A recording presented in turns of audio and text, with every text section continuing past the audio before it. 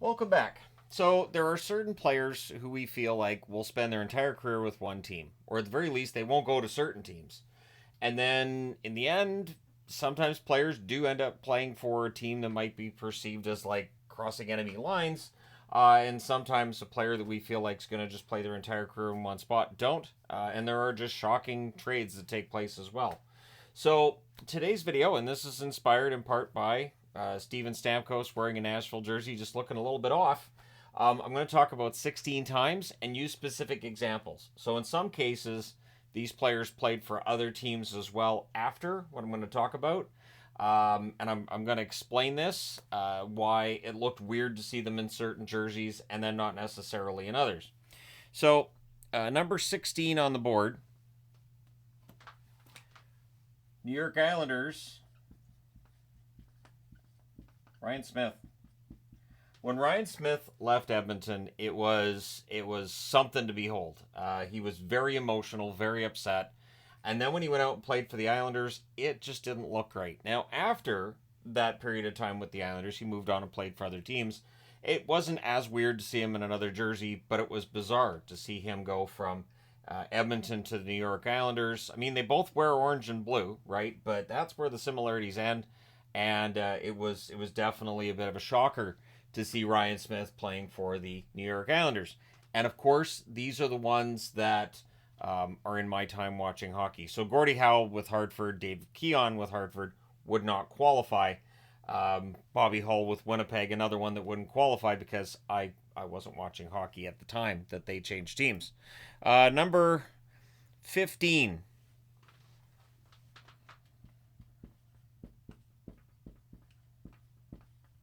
Eric Lindros. Now, Lindros would be higher up on the board in the event that he was having a really good run in Philly and everything was going quite well. It wasn't. It was quite clear that Bobby Clarke and Eric Lindros, there was a divorce coming there. But still, the first time you see him playing for the Rangers, it was just weird. It was odd. Because the Rangers had tried trading for him at the same time as Philadelphia did. And eventually the trade with Philadelphia was okay, and the trade with the Rangers was nixed, as that was the second trade that Quebec had made. And full marks to Quebec for trying to trade the same player twice. If they had all those assets, ka-ching. But yeah, Lindros going to the Rangers was a surprise in that, I mean, at the start of his run in Philly, he was seen as the next one. You had the great one, the magnificent one, and Lindros had the tag of the next one, which I never thought was fair, but even though he had some really, really good seasons, eventually that relationship sours. Seeing him in New York, though, was still really, really weird. Number 14 on the list. And there's two teams for this one. Because Joe Thornton playing for Toronto didn't look great, and I never thought it looked great with him playing for Florida either. Thornton played a long time in San Jose. What's interesting is at the time that he's traded from Boston to San Jose, there were plenty of teams didn't even realize he was available for trade. So I had some opinions on Boston's management at the time for the fact that they might have been able to get more back for Joe Thornton than what they did. But either way, Thornton, it felt like, would be a San Jose Shark for life. When he went to Toronto, it looked weird, and then he ended up in Florida, and it didn't mesh. It didn't work. Again, just for me aesthetically, it was odd. And so you guys can let me know in the comment section below which jersey change that you saw where a player goes from one team to another you found to be really quite odd. All right, number 13. I'm not used to writing the name on the board before putting up the logo, so I'm trying to get myself to do that. Marcel Dionne going to the New York Rangers. Going from the LA Kings. Wayne Gretzky, of course, ends up with the Kings. Dionne ends up going to the New York Rangers. It was bizarre. He wasn't with the Rangers that long. It was at the tail end of his career. Dionne, one of the best players to play the game, but because he never had a Stanley Cup, I don't think he ever made an appearance in the final either. He wouldn't have made an appearance in the final. I think he sometimes gets lost in the mix. But yeah, Marcel Dionne playing for the Rangers, that was one of those ones that to me looked just really, really odd. You guys can let me know your thoughts. Number 12.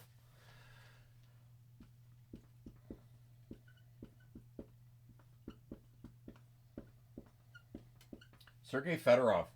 Sergei Fedorov was, I would say, the one of the biggest stars in the NHL in the early 90s. His hockey card was part of this huge boost to that market.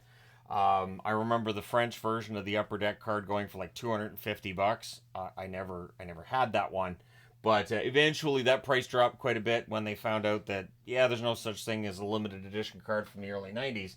But still, Fedorov was a megastar in Detroit, and when he went to Anaheim, it just didn't look right. Sergei Fedorov of the Mighty Ducks just didn't have the same ring, and it was odd because it felt like, he's probably going to be a Red Wing forever. He was a great forward. He was good on the blue line as well. He could do both. And so, when he went to Anaheim, to me, it didn't look quite right. Number 11 on the board. Now we're with somebody going to Detroit. So, I know. I'm going to put the logo up first.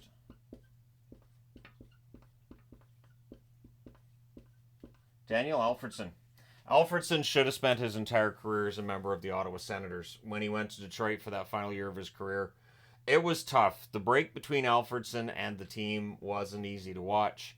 And Alfredsson, to this day, that 1 year in Detroit, it was weird. He wanted a chance to win, but also it just felt like him and the Sens should have worked it all out. Obviously now that relationship is mended, but still. It was weird to see him in Detroit for that single season. Number 10, another odd one. Now I'll write the name first and then put up the logo. Because sure, why not? Matt Sundin. Matt Sundin going to Vancouver. So I'm not going to put up Matt Sundin going to Toronto because that wasn't really shocking. He wasn't in Quebec for that long. But when he went from Toronto to Vancouver, it was weird. And the circumstances, too, of him basically turning down the contract offer that he got, which was absolutely insane. Wasn't it like $10 million for 3 years? And he was like, it's the only time I can remember where players like, I don't want that much money from you. I don't think I can justify that much money. Now, Sundin's time with Vancouver wasn't overly long. He was credited for helping to set up the Canucks for success later.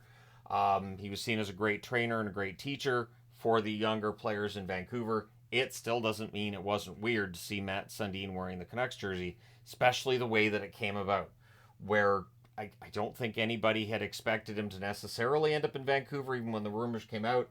And then, it was bizarre. Number 9 on the board. Another player who probably should have spent his entire career in one city, but in the last year of his career, he ends up in Detroit. And, of course, famously or infamously coached by Mike Babcock, who did not play Modano in a game that fans felt he should have. He ends up 1 game short of a big milestone. But at any rate, Modano in a Detroit jersey, it didn't work. It didn't look great. I'm not saying that he didn't enjoy it and we didn't look in the mirror and go, man, this isn't bad.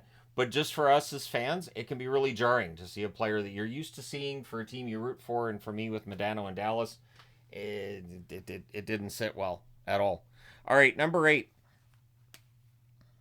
And another one that we kind of saw coming, but it was still really jarring for me. And this is as a Boston fan as well.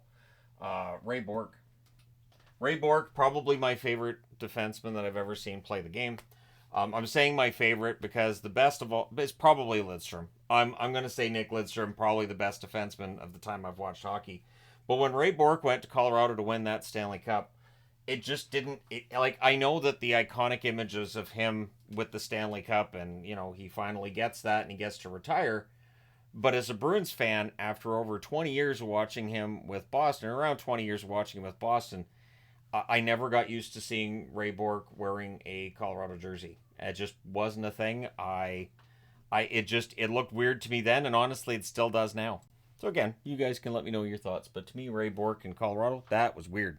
Number 7, and this is going way back. But when I was putting this list together, I was like, that one never worked for me. It just looked, and the hockey card that they had for Larry Robinson when he went to the Kings was odd. That's when they would paint the jerseys on. So you would have a guy get traded, And most of the time the cards would say now with. But late 80s, O-Pee-Chee/Tops decided, why don't we just like paint, and I mean paint, the jersey on.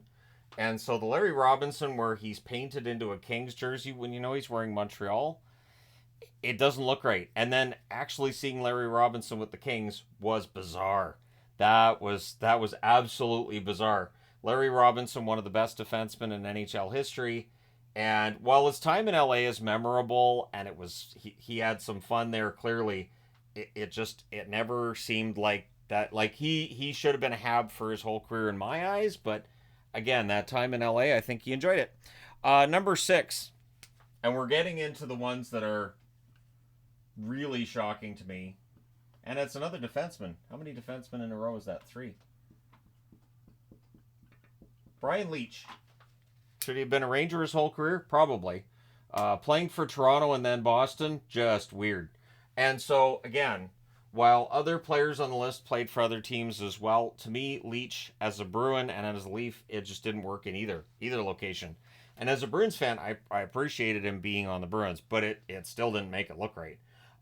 Leetch, one of the best defensemen in the history of the game, and one of the main reasons that the Rangers win in 1994 to break the 1940 curse, and him going to Toronto and then Boston, just it was bizarre, very odd. Number 5 on the board.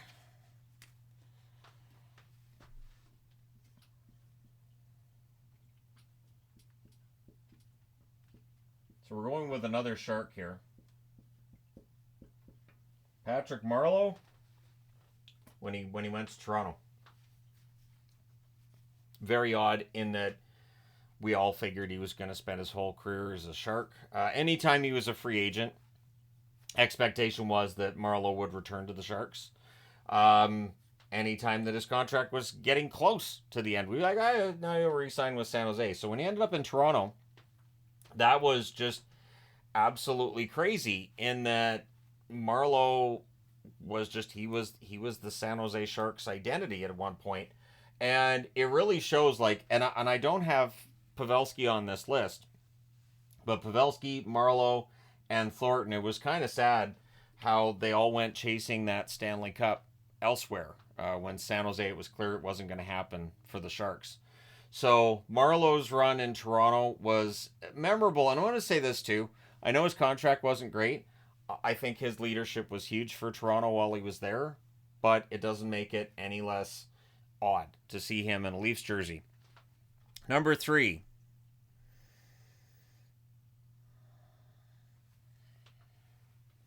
That's the wrong one for that one. I don't know why I had another one of those in there. All right, number 4 actually. I lost count.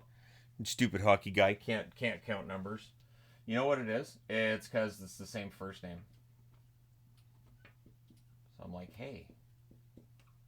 Or I just want to get it done sooner. Patrick Kane going to Detroit. And well aware that he is re-signed with Detroit, of course, it doesn't make it any less bizarre.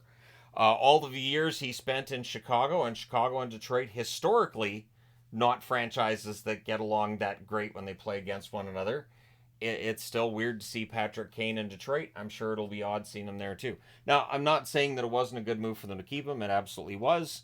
But seeing Kane wearing a jersey that's not a Blackhawks jersey is bizarre. And I'm sure that if Taves returns to play and he decides to, sign somewhere other than Chicago, no matter where Taves would go, it will look bizarre to see him in another jersey if that happens. But Patrick Kane, clearly happy in Detroit, still in Detroit. So, yeah, we'll see what happens there. Number 3. And the only goaltender on the list. And I did go through all the goalies, and I was like, okay, so Patrick Waugh, wasn't really that shocking to see him in a Colorado jersey, considering the way things ended in Montreal. But seeing Marty Brodeur wearing St. Louis, that was an odd time. New Jersey basically moving on from Brodeur, and then the awkwardness of Brodeur going to St. Louis. That's not a relationship, of course, New Jersey and Brodeur, that was broken for very long, but it was bizarre to see Brodeur wearing a jersey that wasn't New Jersey Devils. That That is an image that I never thought we would see. He didn't stay in St. Louis for that long, but he played pretty well, like considering his age at the time and how little he'd been playing. I thought he played pretty decently for St. Louis. He probably could have kept playing a little while after he did retire. But yeah, there you go. So we get into the two big ones, and to me there are two candidates here, but there's one that I think was the. See, I went back and forth on whether or not to include Guy Lafleur as the most shocking, because Guy Lafleur goes to the New York Rangers and then the Quebec Nordiques. Now, Guy Lafleur did get along that well with management in Montreal and decided to call it quits. Also, his numbers were declining. And then when he came back and played for the Rangers. It didn't look great. Then he ended up with the Quebec Nordiques, which looked even weirder because, of course, the Habs and the Nords, not exactly best of friends. But for Guy Lafleur, absolutely fantastic career. It's one of those ones that feels like he should have been a member of the Montreal Canadiens all the way through. And again, it's a shame that he retired when he did, that he didn't keep playing all the way through, because if he had, who knows where he'd be on the all-time points and goals charts. So number one on the board, and honestly, I went back and forth on how shocking this was at the time, but it kind of has to be number one, because the Edmonton Oilers had just won their fourth Stanley Cup. They'd won their fourth Stanley Cup in, 5 years? And so the idea that Wayne Gretzky was about to be traded seemed absolutely bizarre. When the rumors came out that he was on the block, there were plenty who thought, well, they're not actually going to trade him. They almost traded him to Vancouver, and that fell through. They considered trading him to Detroit, but Gretzky had advice not to go to Detroit, and ends up going to LA, which meant that Janet Jones got the blame, even though she had nothing to do with it. But since she was a Hollywood actress at the time, that meant that clearly she had decided that Wayne had to go to LA. But LA going with Gretzky and the amount they paid to Peter Pocklington, just the amount of drama and fallout from that, and then seeing Gretzky in 1988, in October of 1988, wearing the brand new LA Kings jersey as they rebranded that year too, it was absolutely a stunner. And when looking at this list, I was like, it has to be Gretzky number one, because that was where we learned every player in the National Hockey League could potentially be traded. There was always that potential, but Gretzky really solidified that, because up until he's traded in 88, I don't think anybody figured Gretzky would play anywhere other than Edmonton. He was the biggest superstar sports star in Canada, at the very least, and one of the biggest stars in the U.S. at a time where you may not have known hockey all that well, but you knew who Gretzky was. You knew 99 because he was setting records up and down the in terms of goals, power play, goals, assists, points. He was just ripping apart the record book, and now he was going to do it for the LA Kings. So that, to me, was the number one shocker. But let me know your thoughts in the comment section below, as always. And I had some others in mind, like Brian Trottier going to Pittsburgh, that kind of thing. But and I thought Trevor Linden, when he was initially traded to the Islanders, that was a bit of a shocker. But that's just for me as a Canuck fan. But let me know which move shocked you, and which jersey have you seen a player in that you're like, that seems weird to see him playing with that team, isn't it? So let me know your thoughts. Hit like and subscribe if you've not done so already. Thank you guys so much for all your support. I will talk to you again soon.